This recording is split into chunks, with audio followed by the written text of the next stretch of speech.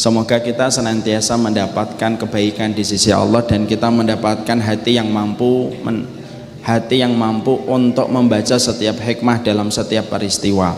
Karena sesungguhnya salah satu karakteristik hati yang baik dan hati yang bersih itu adalah hati yang mereka mampu mengambil hikmah dalam setiap peristiwa.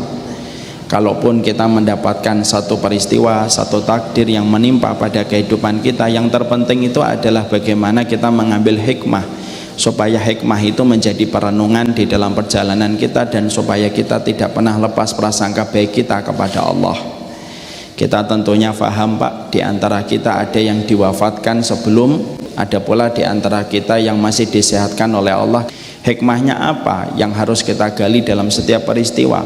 Mungkin bisa jadi teman-teman kita yang wafat, saudara kita yang wafat, mungkin karena mereka orang yang rajin meminta husnul khatimah kepada Allah, sehingga Allah menghadirkan bala, Allah menghadirkan wabah, di mana setiap orang yang meninggal ketika wabah itu mereka mendapatkan status kematian husnul khatimah, dan Allah mengabulkan permohonan mereka dan permintaan mereka, diwafatkan mereka ketika wabah supaya Allah punya alasan memberikan status kepada mereka husnul khatimah.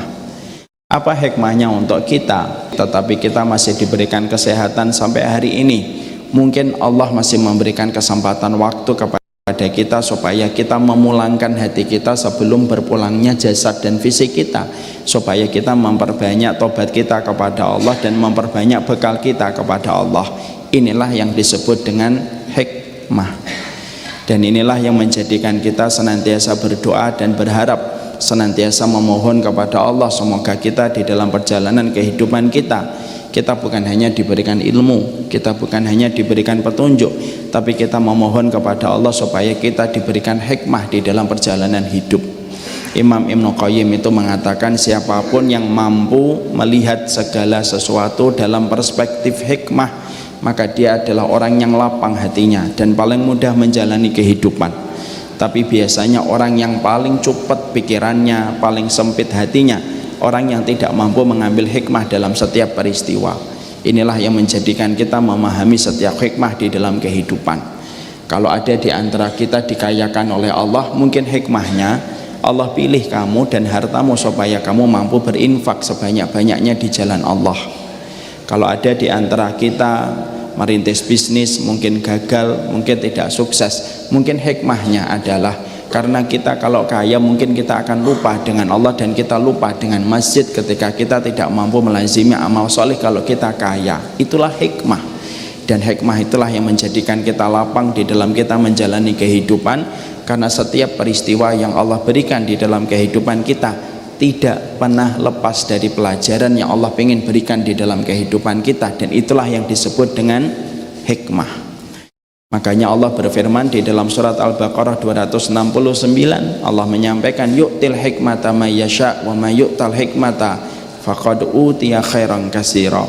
Allah itu memberikan hikmah kepada hamba yang Allah kehendaki, dan barang siapa orang yang diberikan hikmah oleh Allah, maka dia telah mendapatkan banyak kebaikan di sisi Allah. Itulah yang dinamakan dengan hikmah.